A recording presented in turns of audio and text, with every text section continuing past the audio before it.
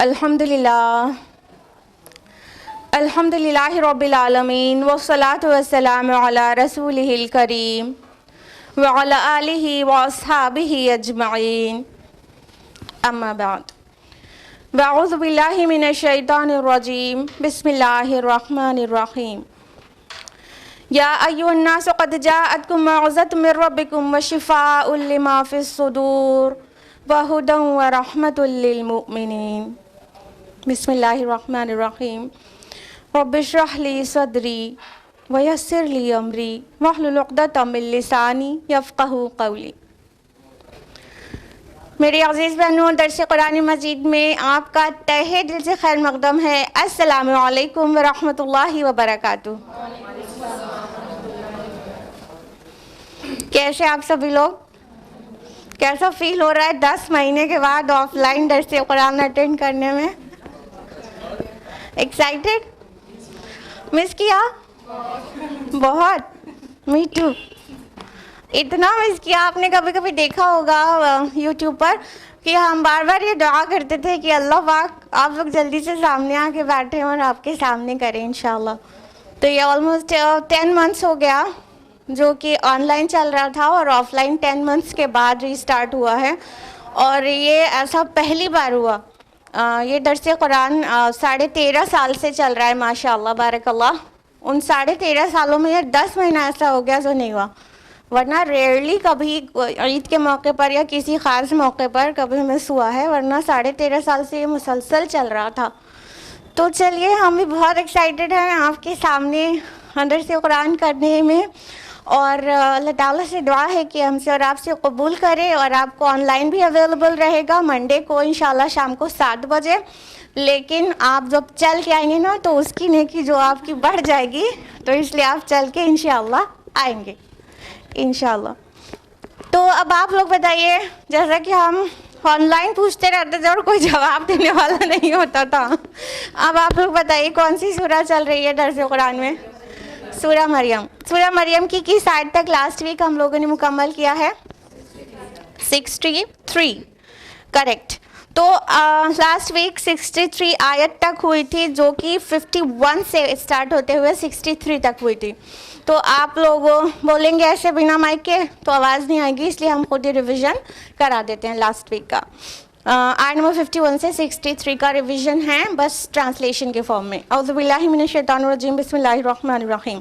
آیت نمبر 51 ہے، اور کتاب میں تذکرہ کیجئے موسیٰ علیہ السلام کا، یقیناً وہ تھے خاص کیے گئے اور وہ تھے رسول نبی، اور ہم نے انہیں پکارا طور کی دائیں جانب سے اور انہیں اپنے قریب کیا سرگوشی کے لیے۔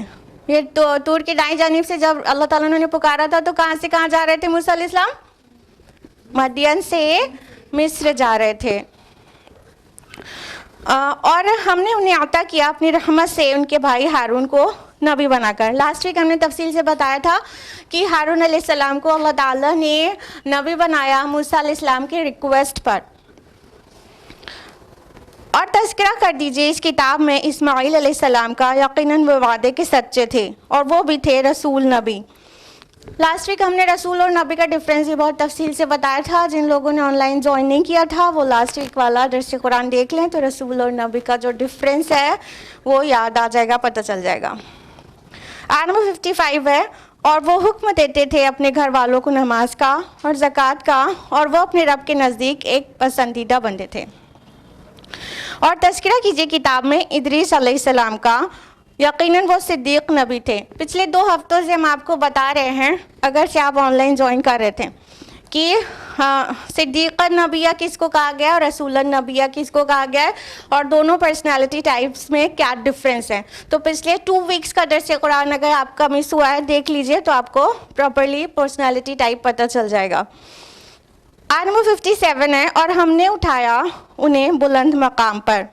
ہم نے لاسٹ ویک تفصیل سے بتایا تھا کہ یہ اٹھانا ایکچولی رفعت اور بلندی ہے، جو زیادہ اسکالر کے نزدیک پرومیننٹ اوپینین یہی ہے کہ یہ رفعت اور بلندی ہے، لیکن کچھ لوگ اسے رفع سماوی بھی کہتے ہیں کہ ادریس علیہ السلام کا بھی عیسیٰ علیہ السلام کی طرح رفع سماوی ہوا تھا۔ آیت نمبر 58 ہے، یہ ہیں وہ لوگ جن پر انعام فرمایا اللہ نے انبیاء میں سے، औलाद आदम से और उन लोगों की नस्ल में से जिन्हें सवार कराया था हमने नूह अलैहिस्सलाम के साथ, और इब्राहीम अलैहिस्सलाम और याकूब अलैहिस्सलाम की नस्ल में से और उनमें से जिन्हें हमने हिदायत दी और जिन्हें हमने चुन लिया। जब तिलावत की जाती उन पर रहमान की आयत तो वो गिर पड़ते थे अल्लाह की जनाब में सजदा करते हुए, रोते हुए। यह आयत सजदा है। फिर जानशीन हुए उनके बाद नाखल्फ लोग, उन्होंने नमाज को ज़ाय कर दिया और ख्वाहिशात की पैरवी की, तो अनकरीब वो मिलेंगे गुमराही से। आयत नंबर 60 है, सिवाय उन लोगों के जिन्होंने तौबा की और ईमान लाए और उन्होंने नेक अमाल किए, तो वही लोग जन्नत में दाखिल होंगे और उन पर कतअन कोई जुल्म नहीं किया जाएगा। आयत नंबर 61 का ट्रांसलेशन है, और उन्हें मिलेंगे आयशो दवाम के बागात जिनका वादा किया था रहमान ने अपने बंदों में से गैब में, यकीनन उसका वादा तो पूरा होने वाला ही है, और वो नहीं सुनेंगे उसमें कोई लग़्व बात मगर सलाम, और उनके लिए उनका रिज़्क़ होगा उसमें सुबह और शाम। ये है वो जन्नत जिसका हम वारिस बनाएंगे अपने बंदों में से उनको जो मुत्तकी होंगे। अल्लाहुम्मा रब्बना जअलना मिनहुम, अल्लाहुम्मा रब्बना जअलना मिनहुम, अल्लाहुम्मा रब्बना जअलना मिनहुम, आमीन या रब्बल आलमीन। ये था लास्ट वीक का रिवीजन, बस ट्रांसलेशन के फॉर्म में। अब हम लोग बढ़ते हैं बाकायदा आज के दर्स कुरान की तरफ, जिसके लिए चल कर आप यहाँ पर इकट्ठा हुए हैं, और वो है आयत नंबर 64 ऑनवर्ड्स। अऊज़ु बिल्लाहि मिनश शैतानिर रजीम, बिस्मिल्लाहिर रहमानिर रहीम। वमा नतनज़्ज़लु इल्ला बिअम्रि रब्बिक, और ए नबी सल्लल्लाहु अलैहि वसल्लम हम नहीं नाजिल होते मगर आपके रब के हुक्म से। लहू मा बैना ऐदीना वमा खल्फना वमा बैना ज़ालिक, उसी के इख्तियार में है जो हमारे आगे है और जो हमारे पीछे है और जो कुछ उसके दरमियान है। वमा काना रब्बुका नसिया, और आपका रब भूलने वाला नहीं। अब ये फरिश्तों के का बल्कि जिब्रील इस्लाम का एक कौल नक़ल हुआ है। इससे पहले कि इस आयत की तफसील में जाएं, उसका कॉन्टेक्स्ट, उसका पस मंज़र याद कर लीजिए, जो कि हमने सूरह मरियम के स्टार्टिंग में इंट्रोडक्शन में भी बताया था, और अभी भी ज़रूरी है कि उसका पस मंज़र जहन में हो कि किस पस मंज़र में, किन हालात में ये आयत नाजिल हो रही हैं। देखिए, रसूलुल्लाह सल्लल्लाहु अलैहि वसल्लम को मक्का मुकर्रमा में दावत देते देते 4 से 5 साल गुजर गए थे, और कुफ़ार की तरफ से परसिक्यूशन स्टार्ट हो गया था, और काफ़ी लोग हिजरत करके हबशा जाने वाले थे, और फिर उसके बाद फिर हिजरत करके हबशा चले गए थे। और इधर जो भी असहाब थे वो बहुत ज़्यादा परसिक्यूटेड थे कुफ़ार की तरफ से, और रसूलुल्लाह सल्लल्लाहु अलैहि वसल्लम का भी तरह तरह का तमस्खुर किया जाता था, आपका मजाक उड़ाया जाता, मजाक बनाया जाता। तो इन तमाम हालात में जो एक सहारा था प्यारे नबी सल्लल्लाहु अलैहि वसल्लम के पास और सहाबा के पास, वो सहारा था वही का सहारा, कि जब वही आती तो अल्लाह ताला ढारस बंधाता अपने मोमिन बंदों के लिए, और रसूलुल्लाह सल्लल्लाहु अलैहि वसल्लम को ढारस बंधाता। तो ये वही का सहारा रसूलुल्लाह सल्लल्लाहु अलैहि वसल्लम के लिए बहुत बड़ा सहारा था उस पस मंज़र में भी, और यूँ भी आपको वही रिसीव करना बहुत ज़्यादा अच्छा लगता था, और जिब्रील अलैहिस्सलाम से मुलाकात करना बहुत ज़्यादा अच्छा लगता था हमारे प्यारे नबी मुहम्मद रसूलुल्लाह सल्लल्लाहु अलैहि वसल्लम को। तो जब जिब्रील अलैहिस्सलाम को आने में थोड़ा देर होती, थोड़ा वक्फे से आते जिब्रील अलैहिस्सलाम, वही थोड़ा गैप में आती, तो रसूलुल्लाह सल्लल्लाहु अलैहि वसल्लम दीवानों ये चाहते थे कि जिब्रील जल्दी आए, वही आ जाए, जिब्रील जल्दी आए, और वो वही अल्लाह का जो पैगाम है जिसको रिसीव करना। हालांकि रसूलुल्लाह पे बहुत फिज़िकली बहुत शाक गुजरता था, आपने वो सुन रखा होगा सहाबा से की ज़ुबानी की, और रसूलुल्लाह सल्लल्लाहु अलैहि वसल्लम सवारी पर होते तो वो ऊँटनी बिल्कुल बैठ जाती, और हज़रत ज़ैद रज़ियल्लाहु अन्हु की थाई पर रसूलुल्लाह ने सर रखा हुआ था, और वही नाजिल होने लगी तो वो फरमाते कि जैसे लगा मेरी जान जो टूट जाएगी, इतना सख्त होता था रेवोल्यूशन। उसके बावजूद रसूलुल्लाह सल्लल्लाहु अलैहि वसल्लम इसको बहुत ही ज़्यादा पसंद करते थे कि बार बार जल्दी वही आया करें। तो ये उसका कॉन्टेक्स्ट है। تو اللہ تعالیٰ جبریل علیہ السلام کی زبانی کہلوا رہا ہے. کیا؟ جو آیت ہم نے آپ کے سامنے تلاوت کی کہ اے نبی، یعنی جبریل علیہ السلام کہہ رہے ہیں اے نبی ہم نہیں نازل ہوتے اپنی مرضی سے، اپنے رب کے حکم کے تابع فرمان ہیں. ہم لوگوں کو فری ول نہیں ہے، اپنی مرضی سے نہیں آتے ہیں کہ جب چاہیں آ کے محمد سے مل لیں صلی اللہ علیہ وسلم، بلکہ جب ہمارا اللہ چاہتا ہے، اور اللہ جو چاہتا ہے اس میں اس کی بہت گہری مشیت اور بہت حکمت ہوتی ہے. اور جب اللہ تعالیٰ چاہتا ہے تبھی جبریل امین وحی لے کر آ سکتے ہیں، اور اس کے بغیر ایک مطلب اپنی مرضی سے کبھی بھی فری ول سے آ کے ملیں اور وحی لے کر آ جائیں، یہ کسی بھی فرشتے کے لیے ممکن نہیں تھا. جب ملائکہ کے سردار جبریل علیہ السلام ایسا بول رہے ہیں تو پھر باقی ملائکہ کی کیا پوزیشن ہوئی آپ نے آپ سمجھ جائیے. تو اللہ تعالیٰ اس جبریل امین کی زبان سے کہلوا رہا ہے کہ اور کہ اسی کے اختیار میں جو ہمارے آگے ہے، یعنی فرشتوں کے سامنے جو کچھ ہے، جو کچھ پیچھے ہے، اور جو کچھ اس کے درمیان ہے. کہنے کا مطلب اللہ تعالیٰ اللہ کل شیء قدیر ہے، اور اللہ کے علاوہ کوئی بھی مختار مطلق نہیں ہے. تو یہ جبریل علیہ السلام کے بس کا نہیں تھا، اور نہ ہی کسی فرشتے کی اپنی مرضی تھی کہ جب بھی رسول اللہ سے مل لے یا تو وحی لے کر آ جائے. تو اللہ تعالیٰ اپنے فرشتے کی زبانی، جبریل امین کی زبانی یہ کہلوا رہا ہے کہ وہ بالکل تابع فرمان ہیں اپنے رب کے. فرشتوں کے متعلق سورہ تحریم سورہ نمبر 66 آیت نمبر 6 میں آیا ہے لا یعصون اللہ ما امرہم ویفعلون ما یؤمرون، اور وہ اللہ کے کسی بھی حکم کی سرتابی نہیں کرتے، اور کرتے وہ ہیں جو انہیں حکم دیا جاتا ہے. یعنی فرشتے مکمل اللہ تعالیٰ کے تابع فرمان ہیں. اب اس میں ایک تو یہ بات ہو گئی ان کانٹیکسٹ کہ اللہ کے رسول چاہتے تھے کہ وحی جلدی جلدی سے آ جائے اور اس میں دیر نہ لگے، اور جبریل علیہ السلام جلدی جلدی ملاقات کریں. ایک تو یہ بات ہو گئی.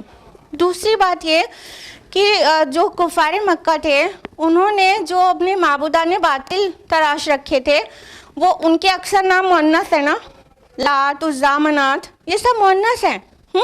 تو یہ دیویاں جو تھیں وہ کہیں نہ کہیں وہ یہ فرشتوں کو اللہ کی بیٹیاں کہتے تھے. تو یہ دیویاں مطلب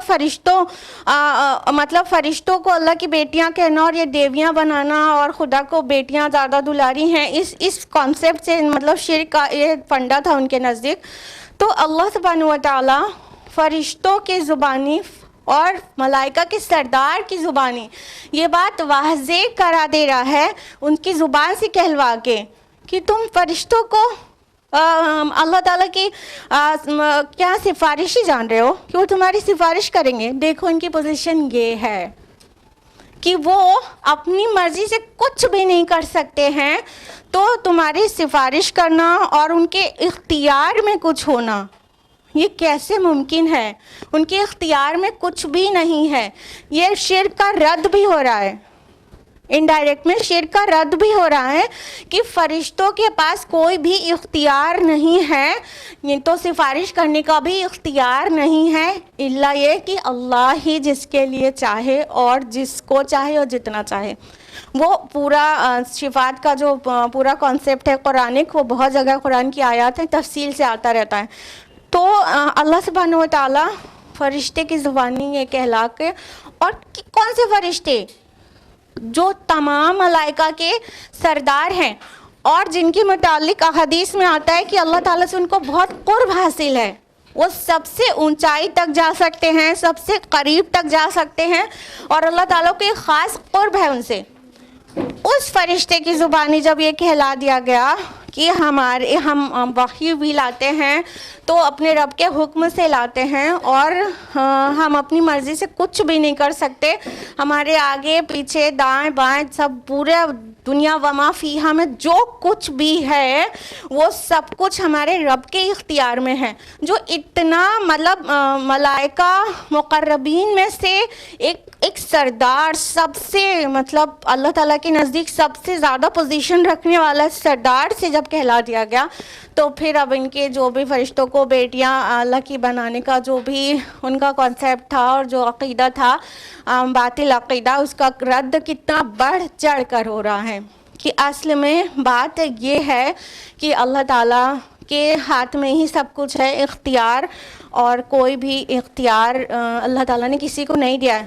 جو کام پہ اپوائنٹ کیا ہے اللہ تعالیٰ نے وہ بس کام کریں گے، ان کا کام ہے وَيَفْعَلُونَ مَا يُؤْمَرُونَ، وہ کرتے ہیں وہ جو اس کا حکم دیا جاتا ہے. اختیار نہیں دیا اللہ تعالیٰ نے کسی کو.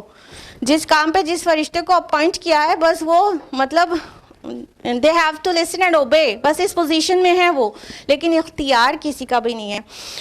اسی آیت میں آگے فرمایا اور آپ کا رب بھولنے والا نہیں ہے، یعنی اے نبی صلی اللہ علیہ وسلم نہ ہی آپ کے رب کو وحی بھیجنا بھول جاتا ہے وہ ماشاء اللہ، اور نہ ہی آپ کو بھول جاتا ہے کہ آپ کتنا پریشانی کی حالت میں ہیں. کفار تمسخر کر رہے ہیں، مطلب وہ کبھی کبھی چیلنج کرتے تھے نا کہ اچھا ہم رونگ ہیں تو عذاب لے کر آؤ، ہم رونگ ہیں تو ابھی کی ابھی یہ مطلب ابھی کوئی معجزہ دکھاؤ، تو طرح طرح کے چیلنجز کرتے تھے. اور اگر اسی وقت اس کے ریسپانس میں وحی نہیں آ رہی تو وہ ان کا تمسخر بڑھتا چلا جاتا تھا. اور they ridiculed our prophet صلی اللہ علیہ وسلم. تو رسول اللہ کو رنج تو ہوتا ہی ہوگا، ذرا سا رنج ہوتا تھا، بہت تکلیف ہوتی تھی نا. اور کس بات کی تکلیف تھی؟ اس بات کی تکلیف تھی میں ان کو حق پہنچا رہا ہوں اور یہ مان نہیں رہے. تو اس بات کی تکلیف ہوتی تھی. اور پھر مذاق اڑایا جانا یہ تو کسی کو بھی تکلیف دہ ہوتا ہی ہے. تو رسول اللہ صلی اللہ علیہ وسلم بشر تو ضرور تھے نا، رسول تھے لیکن بشر تھے نا، آپ کو بہت تکلیف ہوتی تھی. تو آپ کا رب تسلی دے رہا ہے وما کان ربک نسیا، آپ کا رب بھولنے والا نہیں ہے. آپ کا رب آپ کو بھول نہیں گیا ہے کہ یہ مذاق اڑا رہے ہیں اور اللہ تعالیٰ بھول گیا ہے آپ کو، یا تو وحی بھیجنا بھول گیا ہے. آپ کے رب کی شان یہ نہیں ہے کہ کوئی چیز بھول جائے. بھولنا انسان کی کمزوری ہے اور اللہ تعالیٰ کے کمزوریوں سے پاک ہے، بالکل پاک. اللہ الصمد، ہی از ایبسلیوٹ اینڈ ایٹرنل. تو اللہ تعالیٰ ان تمام کمزوریوں سے پاک ہے. یہاں پہ جو امر آیا ہے وہ بامانہ حکم آیا ہے، اذن، اللہ کے حکم سے، اللہ کے اذن سے نازل ہوتے ہیں.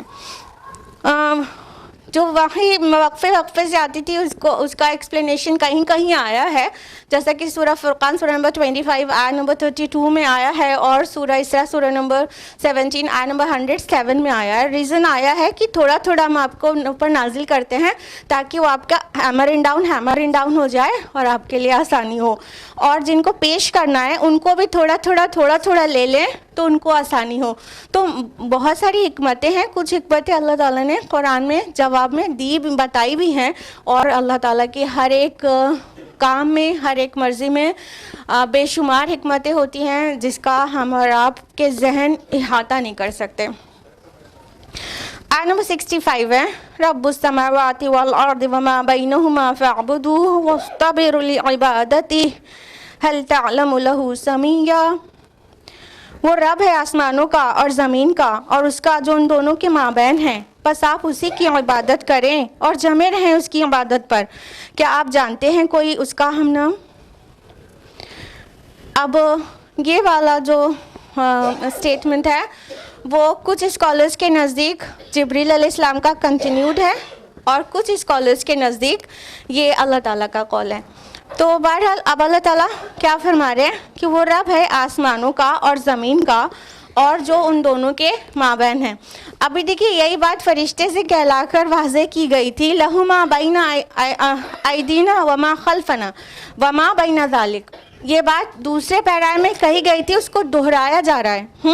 پھر سے کہا جا رہا ہے کہ جو رب آسمانوں اور زمین کا ہے اور جو ان دونوں کے درمیان ہے، آسمان اور زمین کے درمیان، یعنی everything, each and everything, پوری یونیورس کا احاطہ ہو جاتا ہے جب یہ الفاظ کہہ دیے جاتے ہیں آسمان اور زمین اور ان دونوں کے درمیان. تو پوری یونیورس اس میں شامل ہو گئی، اب کچھ بچا نہیں. ٹھیک ہے. تو اللہ تعالیٰ فرما رہے ہیں اگر یہ اللہ کا قول ہے تو بھی ویل, اور اگر یہ جبریل امین کا قول ہے تو بھی وہ اللہ تعالیٰ نے ان سے بھی کہلایا کہ آسمان اور زمین کا جو رب ہے وہ اللہ ہے, اور جو کچھ ان کے درمیان ہے یعنی ہر چیز جو مختار کل ہے, جو القادر ذات ہے, وہ صرف اور صرف اللہ رب العالمین کی ہے. فرمایا کہ پس آپ اسی کی عبادت کریں اور جمے رہیں اس کی عبادت پر. یہاں پہ فَاعْبُدْهُ ورڈ آیا ہے, اس کی عبادت کریں, پس آپ اس کی عبادت کریں. ابھی یہ عبادت صرف بامانہ پرستش کے نہیں ہے, یعنی مراسم عبودیت کچھ ہوتی ہے, وہ بھی عبادت کی ایک قسم ہے. ہم نے آپ کو 2 ویکس پہلے عبادت کی تینوں اقسام بتائی تھی ابراہیم علیہ السلام کے اسٹیٹمنٹس میں, جو اپنے والد کو دعوت دے رہے تھے. تو تینوں طرح کی عبادت کہ اسی ورڈ عبادت میں تینوں طرح کے مفہوم اور آیات کیری کرتی ہیں. تو یہاں پر جو عبادت ورڈ ہے وہ صرف مراسم عبودیت نہیں ہے, رکوع, سجدہ اور فاسٹنگ, صوم اور قنوت, یہ مراسم عبودیت, حج, عمرہ, طواف, ٹھیک, یہ تو مراسم عبودیت ہے. لیکن یہاں پہ جو ورڈ فَاعْبُدْهُ آیا ہے وہ صرف یہ مراسم عبودیت بجا لانا نہیں, صرف پرستش کرنا نہیں, صرف رکوع سجود کرنا نہیں, بلکہ عبادت بامانہ مکمل اطاعت, کمپلیٹ اوبیڈینس, اللہ تعالیٰ کی ساری بات ماننا بے چوں چرا کی. یہاں پہ اس معنی میں آیا ہے. تو اللہ تعالیٰ فرما رہے ہیں کہ بس آپ اسی کی عبادت کیجئے, یعنی آپ پوری طور سے صرف اسی کو اوبے کیجئے 100% کوئی بھی کمی کیے بغیر. تو عبادت کا جو عبادت ورڈ ہے وہ عبد سے ہے. عبد معنی غلام ہوتا ہے نا, اور غلام کو کیا یہ گنجائش رہتی ہے, جو ایک غلامی کا تصور تھا جو ابھی ختم ہو گیا الحمدللہ, کیا غلام کو یہ گنجائش رہتی ہے کہ آقا کہے کہ چائے بنا دو تو کہے مجھے چائے نہیں بنانی, میں نہیں بنانے کا, کیا گنجائش رہتی ہے؟ آقا اور غلام کا جو مطلب رشتہ ہے, اس کا جو اس دور میں بھی جو غلامی کا تصور تھا وہ یہی تھا کہ اگر آقا غلام کو جو بھی حکم دے گا اسے ماننا ہے, صرف چائے ہی بنانے کے لیے نہیں, اگر وہ واش روم کلین کرنے کے لیے بھی کہے گا تو بھی اسے کرنا ہے. آج کے خادم پر غلام کو تصور نہ کیجیے گا. آج کے ہمارے جو ورکرز اور ہیلپرز ہوتے ہیں, ہمارے خدام ہوتے ہیں, ان کو اگر کوکنگ کے لیے رکھا ہے پھر ان سے کہہ دو کہ وہ واش روم صاف کرو تو نو بھی بول سکتے ہیں کیونکہ ان کو کوکنگ کے لیے رکھا ہے, ٹھیک ہے. لیکن جو عبد ہوتا ہے, جو غلام ہوتا ہے, اس کو بالکل بھی نو بولنے کی کوئی گنجائش نہیں ہوتی. تو وہاں سے ہے یہ ورڈ عبادت. یہ آقا اور غلام انسانوں میں اتنا مطلب یہ رشتہ ہو سکتا ہے, تو سوچیے خالق اور مخلوق, اللہ اور اس کے بندے کے درمیان کس طرح کا رشتہ ہونا چاہیے, کہ اس نے تو ہمیں بنایا ہے. آقا تو خرید لیتا ہے یہ دنیا والی غلامی کا, لیکن اللہ تعالیٰ نے تو ہم کو بنایا, ہمارا خالق بھی ہے اور ہمارا رب بھی, ہمارا مالک, ہمارا پروردگار بھی وہی ہے. تو اس کو بنا چو چرا کیے سب کچھ یوں کا یوں ماننا ہے. یہ معنی دے رہا ہے یہاں پر عبادت. فَاعْبُدْهُ, پس آپ اسی کی مکمل فرما برداری کیجئے. اور وَاسْتَبِرْ ورڈ بھی آیا ہے کہ اس پہ جمع رہیے. یہ صبر سے ہے, استبار, وَاسْتَبِرْ فعل امر ہو گیا, اور یہ استبار باب فعل میں جا کے بنتا ہے, جس کا معنی مطلب صبر کرنے سے ہائر ڈگری میں چلا جاتا ہے کہ بہت زیادہ صبر کیجئے. تو اللہ تعالیٰ فرما رہے ہیں کہ اے نبی آپ بہت زیادہ صبر کیجئے اور پوری طرح سے جمے رہیے. مطلب صبر کرنا یہی ہوتا ہے نا, کسی چیز پر فارملی مطلب ڈٹرمائنڈ ہونا, اس پر جم جانا, اس پر قائم ہو جانا. تو اللہ کی عبادت پر مکمل طور سے پوری بندگی بھی اور پوری اطاعت بھی, سارے مراسم عبودیت بھی اور سارے کی ساری اوبیڈینس بھی, وہ سب کے ساتھ جمے رہیے اپنے رب کی عبادت کے لیے. اور فرمایا حل تعلم لہ سمیہ, سمیع جو ورڈ ہے، سمیع کا مطلب ہو گیا کہ اس کے جیسا ہم نام، لیکن یہاں پر بات یہاں پر صرف اتنی نہیں ہے کہ اس کے ہم نام کوئی نہیں ہے، یہاں پر معنی دے رہا ہے اس کا نظیر کوئی نہیں ہے، اس کی تمثیل کوئی نہیں ہے، وَلَمْ يَكُن لَهُ كُفُوًا أَحَدٌ، اس کے جیسا کوئی بھی نہیں، لَيْسَ كَمِثْلِهِ شَيْءٌ، اس کی جیسی کوئی بھی چیز نہیں ہے۔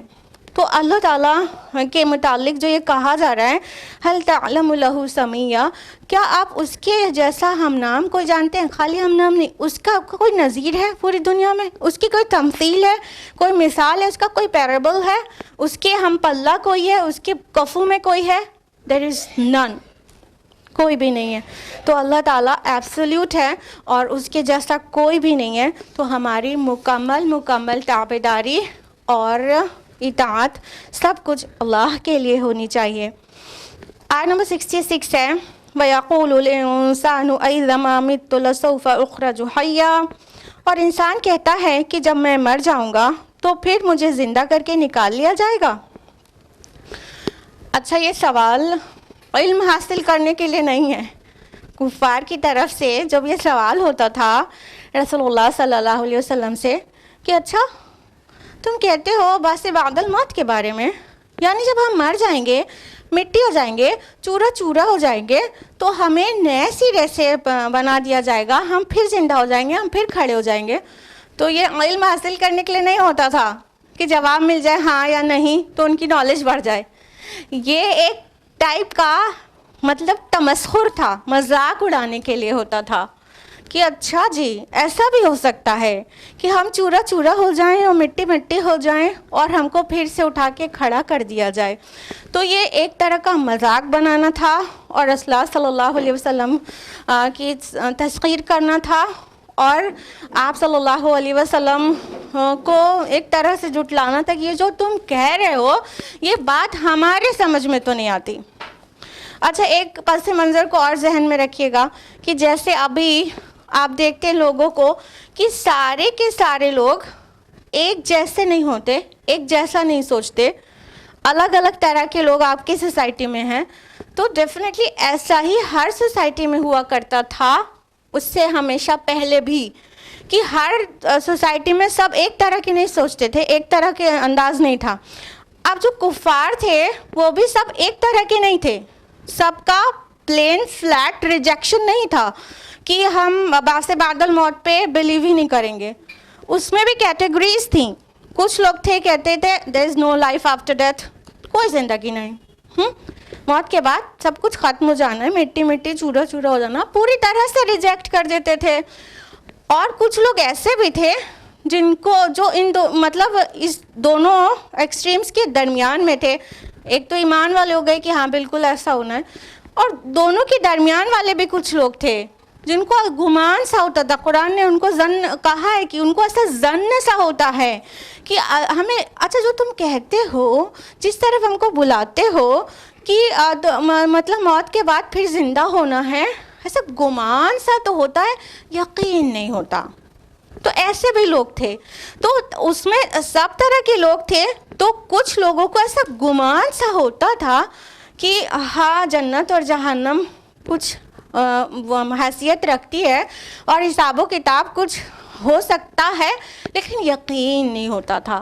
تو ایسے بھی لوگ تھے، تو جو جن کو مطلب گمان سا ہوتا تھا لیکن یقین نہیں ہوتا تھا، ان کے متعلق گویا یہ آیات آ رہی ہیں کہ وہ کہتے ہیں کہ اچھا جب ہم مر جائیں گے تو ہمیں پھر سے نکال لیا جائے گا، انہیں یقین نہیں ہوتا۔ اور جو بالکل فلیٹ انکار کر دیتے تھے ان کے متعلق بھی قرآن حکیم میں بہت ساری آیات ہیں، جیسا کہ سورہ قیامہ سورہ نمبر 75 آیت نمبر 3 and 4 میں اللہ تعالیٰ فرماتے ہیں کہ وہ کیا کہتے ہیں، اَيَحْسَبُ الْإِنسَانُ أَن لَّن نَّجْمَعَ عِظَامَهُ، کہ انسان کہتا ہے کہ کیا ہماری ہڈیوں کو دوبارہ جمع کیا جائے گا مرنے کے بعد؟ بھلا قادرین علی ان نسوی بنانا، کیوں نہیں، ہم تو ان کی فنگر ٹپس کو بھی پرفیکٹ آرڈر پر پھر سے اسمبل کر دینے پر قادر ہیں۔ تو انسان یہ جب پوچھتا ہے، یہاں پہ انسان وہی کفر کرنے والے اور نہ ماننے والے انسان کی بات ہو رہی ہے کہ یہ کہتے ہیں کہ کیا ہماری ہڈیوں کو پھر سے جمع کیا جائے گا؟ تو اللہ تعالیٰ کہتے ہیں کہ ہڈیاں ہیں کیا، صرف بونز ان کی ری اسمبل کرنا کیا، ہم تو ان کی ویرنگ فنگر ٹپس کو بھی پرفیکٹ آرڈر میں جوڑ دینے پر قادر ہیں۔ یہ فنگر ٹپس سب کی ڈفرینٹ ہوتی ہے نا، سب کو معلوم ہے کہ چاہے کتنا آپ لوگ پڑھ لکھ لیں، کبھی کبھی انگوٹھا لگانا پڑتا ہے۔ ہاں، اتنا پڑھنے وڑھنے کے بعد بھی پہلے ایک تصور تھا کہ جو سائن نہیں کر سکتا وہ انگوٹھا لگائے گا۔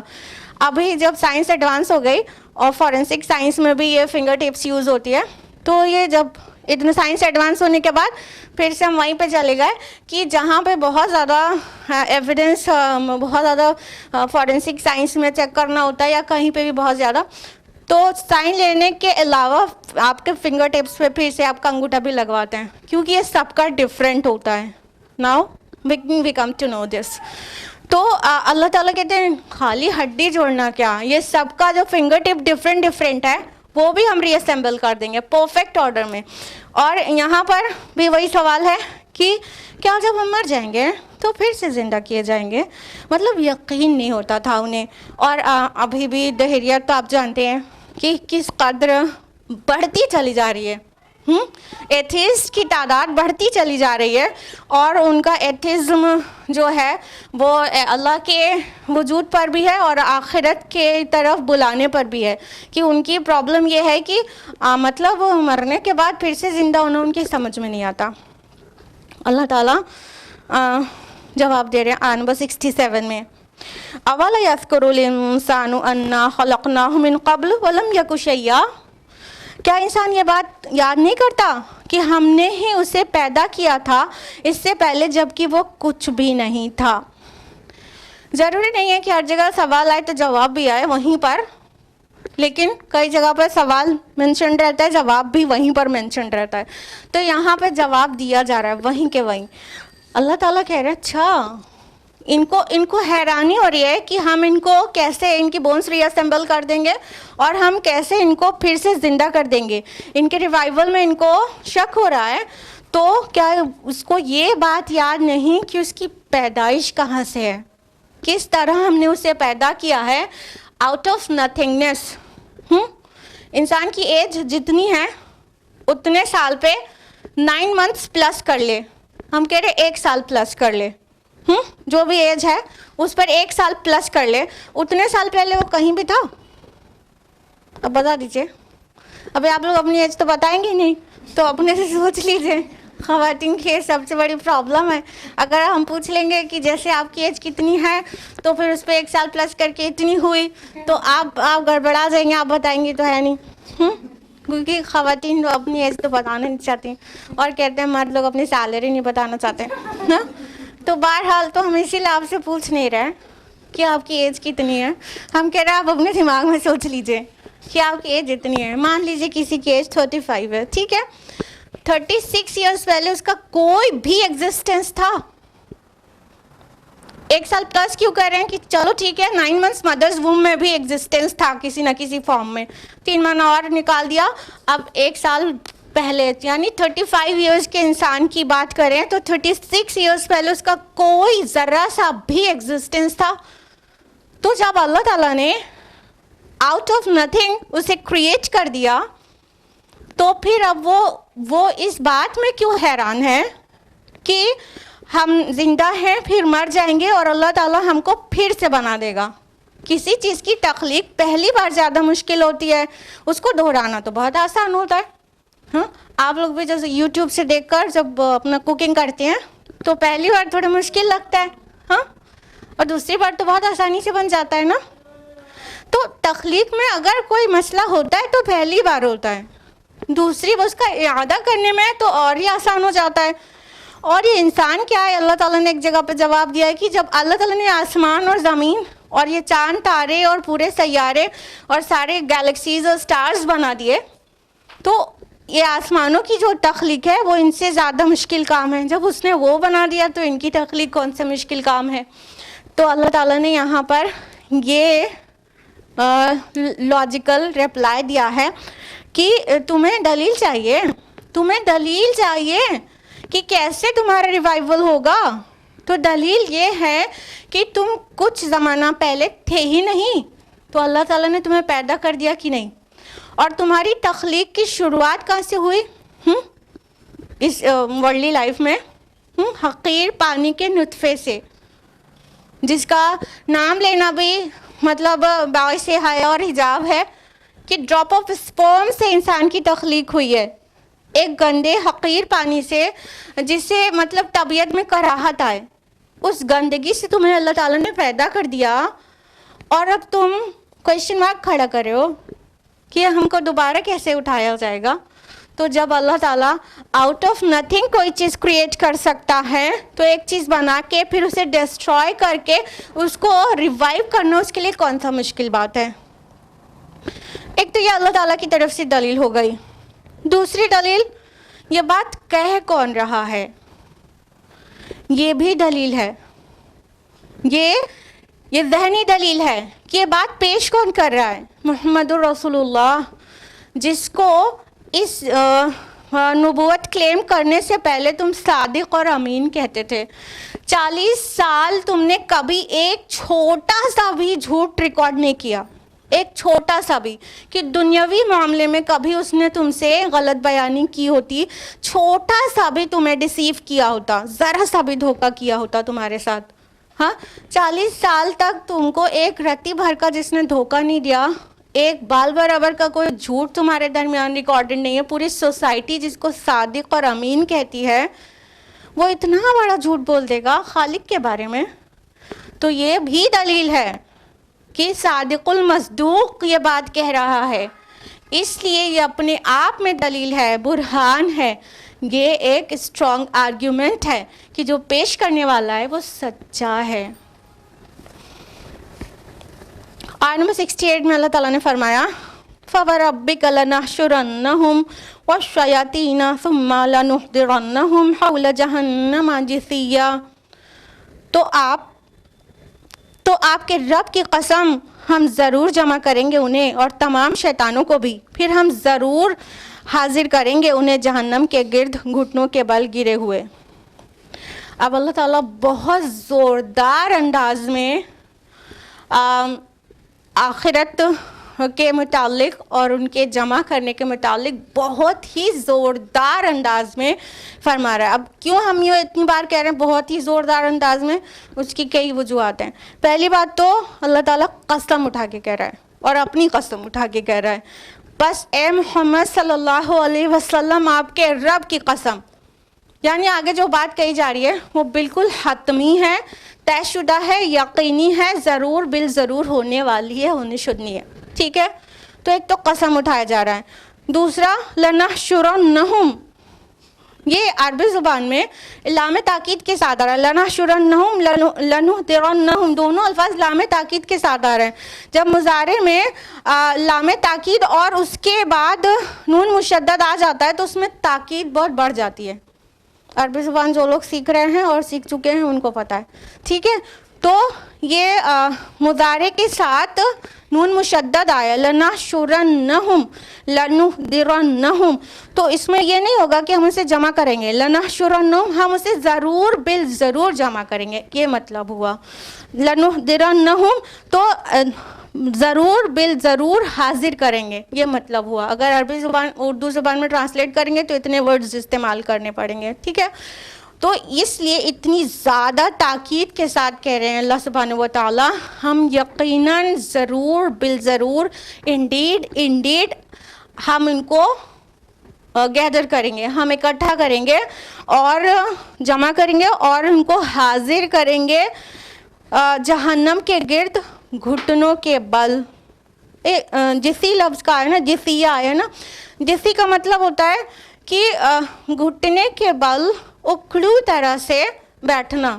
ٹھیک ہے، تو یعنی یہ ایک غلاموں کی مطلب ایک منظر کشی کی گئی ہے کہ غلام جب، اور مجرم غلام، ایسا خالی غلام نہیں، مجرم، کوئی مجرم آقا کے سامنے یا رولر کے سامنے جب پیش کیا جاتا ہے تو گھٹنوں پہ بیٹھا ہوا، مطلب اپنی ذلت اور اپنے جرم کے باعث شرمندہ شرمندہ اپنی قسمت کا فیصلہ کیے جانے کے انتظار میں جس طرح بیٹھے گا، اس انداز میں جہنمیوں کو جہنم کے گرد جمع کیا جائے گا، انتہائی شرمندگی کی حالت اور اپنے جرم سے بالکل شرمندہ، اور اپنے قسمت کا فیصلہ جو وہ فائنلی ہونے جا رہا ہے کہ کہاں ان کو جانا ہے، اس کا فیصلہ ہونے کے جسٹ پہلے کی بات ہے۔ جہنم کے گرد، حول جہنم آیا ہے نا، جہنم کے گرد، یعنی ابھی جہنم میں انٹری نہیں ہوئی ہوگی، لیکن یہ انکار کرنے والے ہیں نا،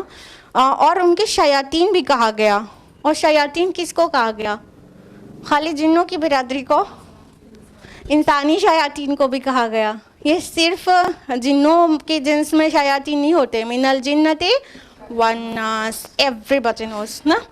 تو یہ انسانوں میں سے بھی شیاطین ہوتے ہیں، کون؟ جو بہکانے کا ذمہ ٹھیکہ خود لے لیتے ہیں، ٹھیک ہے؟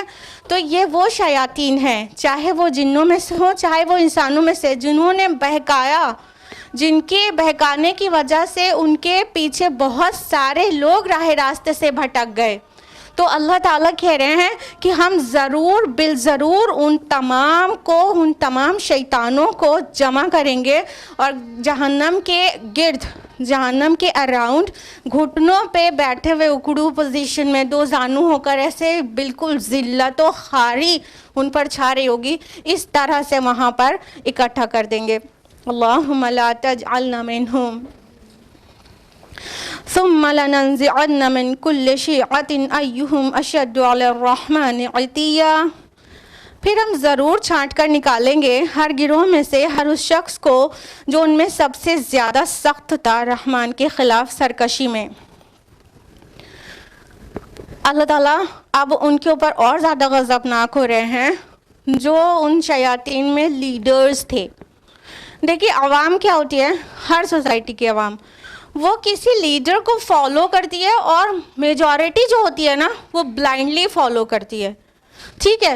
ان کے جو لیڈرز ہوتے ہیں ان کو یہ وائٹ کالر پیپل بھی ہم کہتے ہیں کبھی کبھی، اور ان کے جو بڑے مطلب ٹھاکر اور بڑے نامور جو انٹیلیجنسیا جس کو کہتے ہیں اس آج کل کی ماڈرن ڈے ٹرمینالوجی میں، وہ جو انٹیلیجنٹ لوگ اور جو لیڈرز لوگ جن کو عام لوگ بس ان کو دیکھتے ہیں اور فالو کرنے لگتے ہیں، تو یہ ان کے بارے میں اللہ تعالیٰ کہہ رہے ہیں جو لوگ ان کے لیڈرز تھے شیطانیت میں، یعنی گمراہی میں جو لیڈرز تھے، تو ان کو اللہ تعالیٰ چھانٹ کر الگ کر لے گا۔ یعنی جس طرح وہ آگے آگے چلتے تھے گمراہی میں، سب ان کے پیچھے پیچھے جاتے تھے، اسی طرح جہنم میں جاتے وقت وہ آگے آگے جائے گا اور اس کے جتنے بلائنڈ فالوورز ہوں گے اس کے پیچھے پیچھے جائیں گے۔ کیسا سین ہے دنیا میں! دیکھیے کتنا چاہتا ہے انسان کہ ہمیں بہت آسانی سے دین پہ پریکٹس کرنے کو مل جائے۔ اب جو ہمارے پیر فقیر وہ کیا بولے ہیں، ہاں وہ جو کہہ رہے ہیں ان کی چپ چاپ مان لیں اور یہ ہمیں بخشوا دیں گے، جنت میں پہنچا دیں گے۔ وہ اپنے دماغ میں تو سین کریٹ کیے رکھے ہیں کہ ایک بینر ہوگا ان کے ہاتھ میں اور یہ اللہ تعالیٰ سے ضد پہ بیٹھ جائیں گے اور اللہ پاک میرے جتنے مریدین ہیں ان کو آپ کو بخشنا ہی ہوگا معاذ اللہ، اور معاذ اللہ اللہ مجبور ہو جائے گا، معاذ اللہ ثم معاذ اللہ، اور ہم ان کے بینر کے نیچے سب کے سب جنت میں داخل ہو جائیں گے۔ تو اس سے اچھا ہے کہ بس انہیں یہاں منا لو، جنت ان کے پیچھے پیچھے مل جائے گی۔ تو جو لیڈرز ہیں نا وہ دنیا میں تو انسان بڑا سبز باغ سجا کے بیٹھا ہے کہ بس جمعرات ان کے اوپر چڑھاوا چڑھاؤ اور جنت کا ٹکٹ پکا، اور پھر جی بھر کے حرام خوری کرو اور جی بھر کے اپنے رب کی نافرمانی کرو، بس انہیں منا لو اور یہ ہماری سفارشی بن جائیں گے۔ تو دنیا میں یہ بڑا سوچ کے بیٹھا ہے انسان۔ تو وہ جو لیڈر ہے سب سے بڑا مجرم تو وہی ہو گیا نا جو رانگ کی طرف لیڈ کر رہا تھا ان کو۔ تو اللہ تعالیٰ ایسے لیڈرز کو الگ الگ اکٹھا کریں گے، مطلب ان کو الگ سے بلائیں گے کہ دنیا میں جو گمراہی کی طرف تم نے ان کو لیڈ کیا، اب آؤ یہ بھی جہنم میں جائیں گے۔ یعنی ان کے جو بلائنڈ فالوورز ہیں وہ اتنے معصوم نہیں ہیں، ہاں اتنے معصوم نہیں۔ معصوم کیوں نہیں ہے؟ وہ قرآن مجید ان کے درمیان ہے، وہ اپنی آنکھوں سے اسے نہیں پڑھتے، اپنے دماغ سے نہیں سمجھتے اور محنت نہیں کرنا چاہتے اور خواہش نفس کی پیروی کرنا چاہتے ہیں اور پھر بھی جنت میں داخلہ چاہتے ہیں. اس لیے ہم کہہ رہے ہوتے معصوم نہیں ہیں. وہ اپنی خواہش نفس کو لگام نہیں دینا چاہتے ہیں. وہ چاہتے ہیں کہ ہم جیسا چاہ رہے ہیں سودی کاروبار کرتے رہیں, رشوت لیتے ہیں لیتے رہیں, بس ان کو راضی کر لیں, ان کی ایک فوٹو لگا لیں گھر میں, ہاں فوٹو لگا لیں اور بچوں سے کہیں کہ ان کے آگے جھکو, ان سے جنت ملے گی وغیرہ وغیرہ. تو وہ بھی اتنے معصوم نہیں ہیں, اتنے بھولے نہیں ہیں. لیکن بڑا مجرم کون ہے؟ جو اسے رانگ کی طرف لیڈ کر رہا ہے. تو ایسے لیڈرز کو اللہ تعالیٰ آئسولیٹ کر لیں گے, ان میں سے نکال کے باہر سامنے لا کے کھڑا کر دیں گے. جیسے کہ ابو جہل تھا اس سوسائٹی میں, اللہ کے نبی صلی اللہ علیہ وسلم نے ابو جہل کے بارے میں کہا کہ ھذا فرعون ھذی الامہ, یہ اس امت کا فرعون ہے. تو ابو جہل کو وہ جو کفار مکہ جتنے بھی تھے جنہوں نے رسول اللہ صلی اللہ علیہ وسلم کو ریجیکٹ کیا, آپ کی دعوت کو ریجیکٹ کیا, تو ابو جہل ان کو لیڈ کرے گا, سامنے آ کے کھڑا ہو جائے گا اور پھر کہا جائے گا اللہ تعالیٰ کی طرف سے کہ چلو اب لے کے ہاں ان کو جاؤ جہنم میں, تم ساتھ میں آگے آگے چلتے ہوئے. تو اللہ سبحانہ تعالیٰ فرما رہے ہیں کہ جو رحمان کی سرکشی میں جو سب سے زیادہ سخت تھا اس کو ہم چھانٹ کر نکال لیں گے, لیڈ کرنے کے لیے نکال لیں گے. پھر وہ جو بالکل آسانی سے چاہتے تھے جنت میں چلے جائیں اور رب کی نہ ماننی پڑے نہ رسول کی, نہ قرآن میں غلط زنی کرنے کی ضرورت پڑے اور نہ ہی خواہش نفس کو کوئی لگام لگانے کی ضرورت پڑے, تو وہ اس کے پیچھے ہو لیں گے سب. اور لیڈرز جو ان کو اللہ تعالیٰ الگ کر لے گا ان کے پیچھے پیچھے ہو جائیں گے اور پھر وہ جہنم کی طرف لیڈ کرے گا وہ شیطان, وہ انسانی شیطان. اور پھر باقیوں کا انجام جو ہوگا اس کے لیے فکر کرنا چاہیے.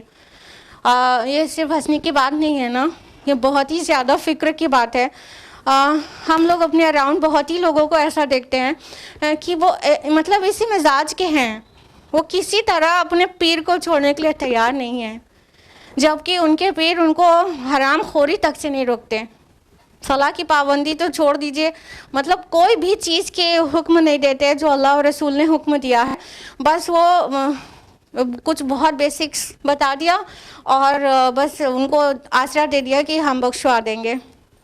تو یہ اس طرح کے بلائنڈ فالوورز بہت ہی خوفناک سودا ہے جو کر رہے ہیں. اللہم لا تجعلنا منہم ثم لنحن اعلم بالذین هم اولی بها صلیہ. پھر ہم خوب جانتے ہیں ان لوگوں کو جو اس میں پہلے داخل ہونے کے لائق ہوں گے. یعنی اللہ سبحانہ و تعالیٰ کو کون بتائے گا کہ جہنم کا پہلا مستحق کون ہے, سب سے پہلے کون جانا چاہیے, اللہ کو کون بتائے گا. اللہ سبحانہ و تعالیٰ تو فرما رہے ہم خوب جانتے ہیں کہ کون اس لائق ہے کہ جو پہلے اس میں داخل ہو, جو لیڈ کرے ان کی پورے لشکر کو, پورے جتھے کو لیڈ کون کرے, کون آگے آگے جا کے جہنم میں داخل ہو, اللہ تعالیٰ خوب جانتا ہے.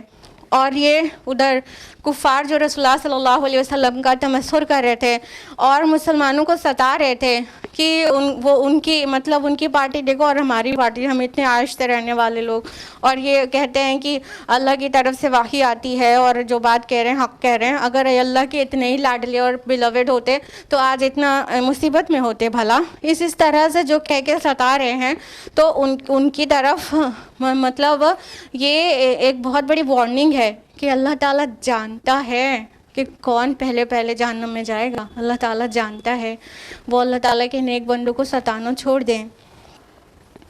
وَإِن مِّنكُمْ إِلَّا وَارِدُهَا كَانَ عَلَىٰ رَبِّكَ حَتْمًا مَّقْضِيًّا.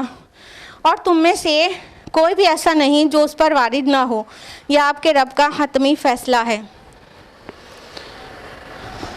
اب یہ جہنم کے متعلق بات آ رہی ہے اور اللہ تعالیٰ فرما رہے ہیں کہ تم میں سے کوئی بھی ایسا نہیں ہے جو اس پر وارد نہ ہو. اب اس میں دو ڈیفرنٹ اوپینین ہیں اسکالرز کی. ایک گروپ آف اسکالرز تو یہ کہتے ہیں کہ ہر خاص و عام ہر انسان کو, آدم سے لے کے قیامت تک کے انسان کو جہنم پہ وارد ہونا ہوگا. اور یہ وارد ہونے کی شکل کیا بتاتے ہیں؟ ایگزیکٹلی ہاں, تو جن کی اوپینین یہ ہے کہ جہنم پہ ایچ اینڈ ایوری پرسن کو وارد ہونا ہوگا، تو اس کا ایکسپلینیشن یہ دیتے ہیں کہ اب ایک پلسرات ہوگا، پلسرات نام سب نے سنا ہے نا، وہ ایکچولی صراط مستقیم ہوگا، جو دنیا میں صراط مستقیم ہے اس پر جو چل رہا ہے صراط مستقیم پر، اس کو لیے پلسرات بہت ہی آسان ہوگا اور وہ جہنم کے اوپر بنا ہوگا، اور تو اس پلسرات پر چل کر سب کو جہنم، جو نیک لوگ ہیں ان کو جنت میں جانا ہوگا، تو اس کے اوپر سے وارد ہو گئے نا سبھی، ایچ اینڈ ایوری پرسن، پائس لوگ بھی جو نیک ہیں، دیندار ہیں، اللہ تعالیٰ کی مانتے ہیں، رسول کی سنت پہ عمل کرتے ہیں، متقی ہیں، اللہ تعالیٰ انہیں جنت میں ڈالنا چاہتا ہے، تو ان سب کو بھی جہنم کے اوپر سے گزر کے جانا ہوگا، اس کا آگ کا بھپکا تک نہیں لگے گا، ان کو جہنم کی کوئی تکلیف نہیں پہنچے گی، لیکن اس کے اوپر سے گزر کے جائیں گے اور ان کے لیے وہ راستہ بہت آسان ہوگا، ان کے ایمان کا نور ان کے ساتھ دوڑ رہا ہوگا، ان کے سامنے اور ان کے داہنے، اور ایمان اور اعمال صالحات کا نور سورہ حدید میں زیادہ تفصیل سے ہے نا، تو ان کی اس نور میں بھاگتے ہوئے چلے جائیں گے اور جنت میں داخل ہو جائیں گے، لیکن ان کا گزر تو جہنم کے اوپر سے ہوگا، یہ مطلب ہے وارد ہونے کا۔ تو ایک گروپ آف اسکالرز تو اس کو مانتے ہیں کہ مطلب ہر ایک کو، مطلب ایچ اینڈ ایوری پرسن کو، سنرز کو بھی اور پائس کو بھی، سب کو وارد ہونا ہوگا۔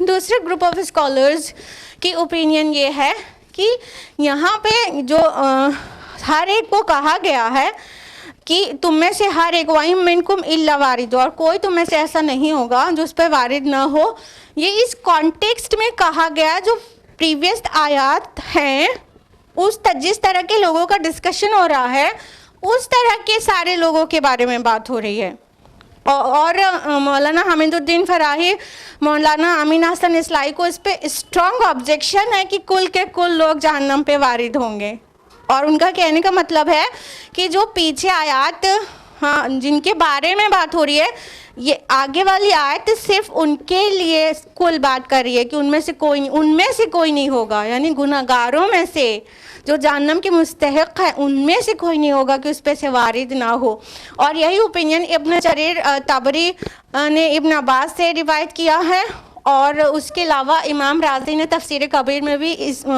اس کو ہی اختیار کیا ہے کہ وہ لوگ جو پیچھے مذکور ہیں ان میں سے کوئی ایسا نہیں ہوگا جو اس پہ سے وارد نہ ہو، کیونکہ قرآن حکیم میں کھلی آیات ہیں کہ جو نیک لوگ ہوں گے وہ ان کو جہنم کا ایک ذرا سا بھپکا بھی نہیں لگے گا، کچھ بھی نہیں لگے گا، تو یہ ان کی بات نہیں ہو رہی ہے۔ تو یہ دو ڈفرینٹ اوپینینز ہیں، تو ہم نے آپ کو بتا دیا۔ اور اللہ تعالیٰ نے کہا حتما مقضیہ، یعنی یہ حتمی فیصلہ ہے، لازم ہے اور ضروری ہے، یہ ہو کر رہنے والا ہے، یعنی رب اور رسول کی نافرمانی کرو تو یہ ہو کر ہی رہنا ہے، جہنم پہ سے وارد ہونا ہوگا۔ ثم ننجی الذین اتقوا ونذر الظالمین فیہا جثیا، پھر ہم بچا لے جائیں گے انہیں جنہوں نے تقوی کی روش اختیار کی تھی، اور چھوڑ دیں گے ظالموں کو اسی میں گھٹنوں کے بل گرے ہوئے۔ اب اللہ سبحانہ تعالیٰ اپنے متقی بندوں کو وہاں سے ایکسیپشن بتا رہا ہے کہ ہم ان کو بچا لیں گے، یعنی یہ جہنم میں جانے سے صرف اس کو بچا لیں گے جس کے پاس تقوی ہے، الذین اتقوا، جو تقوی والے ہیں، تقوی اسلامک اسکول والے نہیں، انشاءاللہ تقوی اسلامک اسکول والے بھی انشاءاللہ، لیکن صرف تقوی اسلامک اسکول والے نہیں بلکہ وہ سبھی لوگ جن کے دلوں میں تقوی ہے۔ تقوی کہاں پہ ہوتا ہے؟ التقوی ہا ہونا، التقوی ہا ہونا، التقوی ہا ہونا، تقوی یہاں ہے، تقوی یہاں ہے، تقوی یہاں ہے، اللہ کے نبی صلی اللہ علیہ وسلم کی حدیث ہے۔ کہنے کا مطلب کسی کے ظاہر سے جو بہت آراستہ پیراستہ ہے، یہ غلط فہمی نہیں ہونا چاہیے کہ وہ بہت متقی ہے۔ داڑھی کتنی لمبی ہے، پاجامہ ٹخنے سے اوپر ہے کہ گھٹنے تک ہے، یہ تقوی کا معیار نہیں ہے، ٹھیک ہے؟ ٹھیک ہے، نبی صلی اللہ علیہ وسلم کی سنتوں کی بھی پیروی کرنا ہی ہے، ظاہر بات ہے، وہ بھی جنت میں لے جانے کا ذریعہ بنے گا، ٹھیک ہے، لیکن ہم یہ کہہ رہے ہیں تقوی ظاہر سے جج نہیں ہوتا، تقوی باطن کی چیز ہے، کون اللہ سے کتنا ڈرتا ہے، اور صرف ڈرتا نہیں، اللہ کی نافرمانی سے کتنا بچتا ہے، ہاں، اور اللہ تعالیٰ کے غضب اور غصے سے کتنا بچتا ہے، اور کون اس بات کا خوف رکھتا ہے کہ میرے رب کے سامنے مجھے کھڑا ہونا ہے. تو جس کے اندر ہر دم یہ احساس زندہ رہتا ہے کہ میرے اللہ مجھ سے پوچھ لے گا تو مجھے کیا جواب دینا ہے، اس کے اندر ایکچولی تقویٰ ہے. وہ ضروری نہیں اس کا ظاہر اتنا آراستہ پیراستہ ویل ڈیکوریٹڈ ہو. ہاں، اٹ میں بھی پاسبل کہ وہ فقیر ہو، اس کے لباس پھٹے ہوئے ہوں اور اس کے چہرے پہ دھول پڑی ہوئی ہو، لیکن اس کے اندر اتنا تقویٰ ہو کہ وہ جو بات کی قسم اٹھا لے تو اللہ تعالیٰ اسے پوری کر دے، اتنا چہیتا ہو اپنے رب کا. یہ بالکل عین ممکن بات ہے، حدیث کی روشنی میں بتا رہے ہیں آپ کو یہ بات. تو اللہ تعالیٰ فرما رہے ہیں جنہوں نے تقویٰ کی روش اختیار کی ان کو صرف ہم بچا دیں گے. ہم کو بہت افسوسناک بات ایک ہی لگتی ہے کہ دینداری بہت جھوٹی بھی ہم نے ایکسپیرینس کی. اب جتنی عمر ہو گئی ہم بھی نہیں بتائیں گے کتنی ہو گئی ہے. اس عمر میں تک پہنچتے پہنچتے ہم نے بہت جھوٹی دینداری بھی ایکسپیرینس کی لوگوں میں. مطلب ظاہر میں بہت دیندار معلوم ہو رہے تھے، جب گھروں کے اندر گھس کے دیکھا گیا، بیٹیاں دے کے دیکھا گیا تو پتہ چلا دینداری کا حال. تو ایکچولی وہ تقویٰ نہیں ہے. جس کے دل میں تقویٰ ہے، جو ظلم سے بچتا ہے، جو جھوٹ سے بچتا ہے، جو حرام سے بچتا ہے، جو گھر کے اندر گھر کے باہر ہر جگہ اپنے رب کے حکم کے مطابق زندگی گزارتا ہے اور اپنے رسول کے طریقے پر زندگی گزارتا ہے، اس کے پاس تقویٰ ہوتا ہے. تو جس کے پاس تقویٰ ہے وہ بچے گا جہنم سے. صرف وہی بچے گا جس کے پاس تقویٰ ہے، جو اپنے رب کے سامنے کھڑا ہونے سے ڈرا، وہ بچ جائے گا. اور باقیوں کا کیا حال ہوگا؟ اللہ تعالیٰ فرماتے ہیں کہ ان ظالموں کو گھٹنوں کے بل گرا ہوا چھوڑ دیں گے. اب یہاں پہ پھر سے جسیہ آیا ہے، گھٹنوں کے بل مطلب دو زانو گرا ہوا چھوڑ دیں گے. اور یہاں فیہا آیا ہے، فیہا اس کے اندر. اب اس سے پہلے والی جو آیت تھی آیت میں 68، اس میں حول جہنم آیا تھا، جہنم کے گرد، یعنی مطلب ان کا حساب ہو چکا ہوگا اور وہ جہنم کے بہت نزدیک، جہنم کے اراؤنڈ گھٹنوں کے بل بیٹھے ہوں گے کہ ان کے رب کا فائنل فیصلہ ہے تو پھر وہ اپنے ڈیسٹینیشن پہ جائیں. تو حول جہنم آیا تھا. اور یہاں پہ آ گیا فیہا جثیہ، اس کے اندر، فیہا اس میں گھٹنوں کے بل بیٹھے ہوں گے.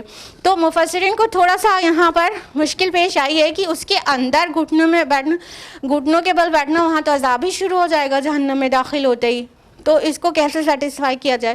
تو بہرحال اس کا ایک سلیوشن نکالا ہے وہ مفسرین نے، وہ یہ کہ جیسے یہ جہنم میں داخل ہوں گے تو وہ جہنم کے جو داروغہ ہوں گے ان کے حوالے کر دیے جائیں گے. اور ابھی عذاب کا دروازہ نہیں کھلا ہوگا، جہنم کے اندر تو ہو چکے ہوں گے، جو داروغہ ہوں گے جہنم کے ان کے حوالے کیے جا چکے ہوں گے، اور عذاب کا دروازہ ابھی نہیں کھلا ہوگا. اور وہ عذاب کے دروازہ کھلنے سے پہلے وہاں پھر سے ذلت خواری کے ساتھ گھٹنوں کے بل بیٹھے ہوئے ہوں گے مجرموں کی طرح. تو اس طرح فیہا کو سیٹسفائی کیا جا سکتا ہے. ادروائز اگر فیہا پہ نظر ہی نہیں جاتی بہت لوگوں کی کہ اس کے اندر کہا جا رہا ہے، تو وہ کہہ دیتے ہیں کہ پھر جہنم کے باہر کی بات ہے کہ جہنم میں جانے سے پہلے گھٹنوں کے بل ایسے بیٹھے ہوئے ہوں گے. لیکن فیہا کو اگنور کیسے کر سکتے ہیں؟ صاف صاف آیا فیہا جثیہ، اس میں گھٹنوں کے بل بیٹھوں. تو اس طرح سے سمجھا جا سکتا ہے کہ عذاب کا دروازہ ابھی نہیں کھلا ہوا ہوگا لیکن جہنم میں داخلہ مل چکا ہوگا. تو اس کے بعد پھر وہی پوزیشن میں وہ بہت ہی ذلت و خواری کے ساتھ بیٹھے ہوں گے. اچھا، ہم لوگ نے کبھی اس چیز کو پسند کرتے ہیں کہ ایسے گھٹنوں کے بل سے اکڑو بیٹھ کے مطلب کسی کے بھی سامنے ایسے بیٹھ کے اور اس کے سامنے اپیئر ہو؟ کبھی پسند کرتے ہیں؟ کبھی بھی نہیں نا. تو مجرموں کو یہ سزا ایسی مطلب ملے گی کہ مطلب ابھی پنشمنٹ کے ساری چیزیں کھلی بھی نہیں ہوں گی. اس سے پہلے کی جو ذلت ہوگی وہ یہ کہ ایک دم ٹائٹ پلیس میں، ایک دم پاس جہنم میں جگہ بھی تنگ رہے گی. یہ نہیں کہ بڑا مطلب اللہ تعالیٰ کے پاس اتنی وسعت ہے تو جہنم میں اتنی جگہ ہوگی، اس کی کیپیسٹی تو رہے گی لیکن جہاں پنشمنٹ ہوگی وہ بالکل ٹھسے ہوئے ہوں گے ایک دوسرے کے ساتھ. اور جب اندر جائیں گے تو اور اس کے باہر بھی اسی گھٹنوں کے بل بیٹھے، مطلب یہ کس قدر ذلت و خواری کا سامنا ہوگا. اور وہاں پہ کیا ہوگا؟ حسرت کے سوا کچھ ہو سکتا ہے؟ ایک سائیکولوجیکل پنشمنٹ، کاش میں نے ایسا نہ کیا ہوتا.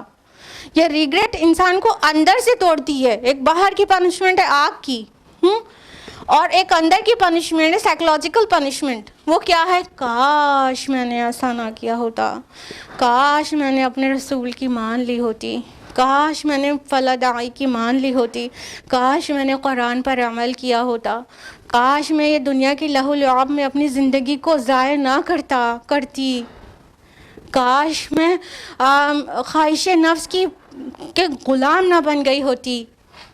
یہ کاش اس کو اندر سے ستائے گا.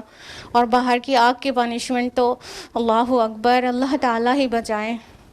کہ ذرا سا اگر ہم لوگ کچن میں ذرا سا جل جائیں تو کیا حالت ہوتی ہے. سب سے زیادہ تکلیف جلنے سے ہوتی ہے نا، کٹ جانے سے نہیں ہوتی، چوٹ لگ جانے سے نہیں ہوتی، جتنی جلنے سے تکلیف ہوتی ہے. تو وہ جلنے کا عذاب، اور اوپر سے یہ کہ کاش نہ کیا ہوتا، کیونکہ اب کچھ بھی ریورس نہیں ہونے والا. اب وہاں جانے کے بعد یہ نہیں ہوگا نا کہ واپس ایک بار ایک موقع، یا اللہ پاک ایک موقع دے دیجیے واپس چلے جائے، یہ نہیں ہو پائے گا نا. تو سوائے حسرت کے اور کچھ نہیں ہوگا. اس لیے اس کو یوم الحسرت بھی کہا گیا. قیامت کو یوم الحسرت، حسرت کا دن ہوگا.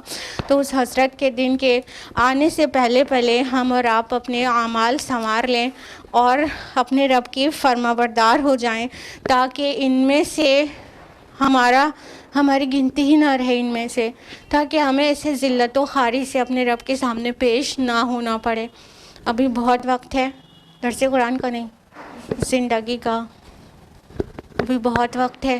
بہت ان دا سینس کہ ابھی زندہ ہے اور احساس ہو گیا، اس لیے توبہ کر لینا ہے اور اللہ کا تقوی اختیار کرنے کی کوشش کرنا ہے. اللہ تعالیٰ کہنے سننے سے زیادہ عمل کی توفیق دے.